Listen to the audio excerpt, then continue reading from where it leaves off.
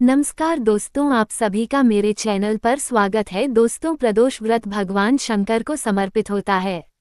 इस दिन भगवान शिव और सूर्य देव की विधि विधान से पूजा की जाती है। इसी तरह रविवार का दिन भगवान सूर्य नारायण को समर्पित होता है। कहते हैं इस दिन व्रत पूजन करने से सूर्य देव की कृपा प्राप्त होती है। माना जाता है कि इस दिन रवि प्रदोष व्रत की कथा को पढ़ने या सुनने से मनवांछित फल की प्राप्ति होती है। सूत की कहते हैं, हे शनकादि ऋषियों सुनो, मैं उस व्रत के बारे में बताता हूँ जिसे करने से सभी पापों से मुक्ति मिलती है। धन वृद्धि, दुख विनाशक, सुख प्राप्त कराने वाला, संतान देने वाला और मनोवांछित फल की प्राप्ति कराने वाला व्रत होता है। यह व्रत तुमको सुनाता हूँ जो किसी समय भोलेनाथ ने सती जी को सुनाया था और उनसे प्राप्त ये परमश्रेष्ठ उपदेश मेरे पूज्य गुरुजी ने मुझे सुनाया था, जिसे समय पाकर आपको मैं शुभ बेला में सुनाता हूँ।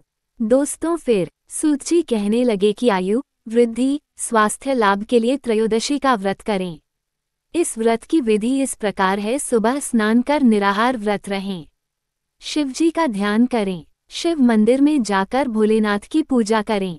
पूजा के बाद अर्धपुंड का त्रिपुंड तिलक धारण करें, शिवलिंग पर बेलपत्र चढ़ाएं, धूप दीप और अक्षत से पूजा करें, शिवजी को ऋतुफल अर्पित करें।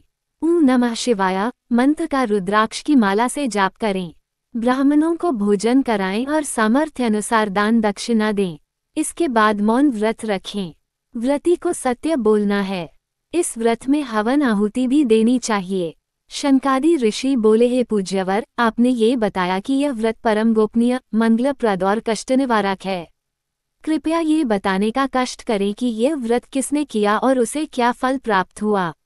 दोस्तों, फिर श्री सूत जी बोले, आप शिव के परम भक्त हैं। आपकी भक्ति देखकर मैं व्रती पुरुषों की कथा कहता हूँ। एक गांव में अति दीन ब्राह्मण निवास करता था। उसकी पत्नी प्रदोष व्रत किया करती है और उसका एक पुत्र था। एक बार की बात है कि उसका पुत्र गंगा स्नान करने के लिए गया था।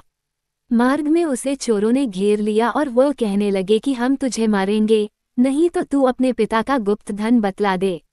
बालक दीन भाव से कहने लगा कि हम अत्यंत दुखी दीन हैं, हमारे पास धन कहाँ है। चोर फिर कहने लगे कि तेरे पास पोटली में क्या बंधा है। बालन ने उत्तर दिया कि मेरी माता ने मुझे रोटी बनाकर बांध दिया है। दूसरा चोर बोला कि भाई, ये तो अति दीन दुखी हृदय है, इसे छोड़िए। बालक इतनी बात सुनकर वहां से जाने लगा और एक नगर में पहुंचा। नगर के पास एक बरगद का पेड़ था। बालक थककर वहां बैठ गया और पेड़ की छाया में सो गया। उस नगर के सिपाही चोरों की खोज कर रहे थे और वह बालक के पास आ गए। सिपाही बालक को चोर समझकर राजा के पास ले गए और राजा ने उसे कारावास की आज्ञा दे दी। उधर बालक की मां शंकर जी का प्रदोष व्रत कर रही थी। उसी रात राजा को स्वप्न आया कि यह बालक चोर नहीं है, सुबह होते ही छोड़ दो, नहीं तो आपका राज्य वैभव जल्द ही नष्ट हो जाएगा। रात समाप्त होने पर राजा ने उस बालक से पूरी कहानी पूछी और बालन ने सारी कहानी बताई। बालक की बात सुनकर राजा ने सिपाही को भेजकर माता पिता को बुला लिया। राजा ने जब उन्हें भयभीत देखो तो कहा कि तुम चिंता मत करो, तुम्हारा बालक निर्दोष है। हम तुम्हारी दरिद्रता देखकर 5 गांव दान में देते हैं। शिव की दया से ब्राह्मण परिवार अब सुखी रहने लगा। इस प्रकार से जो कोई इस व्रत को करता है उसे आनंद की प्राप्ति होती है।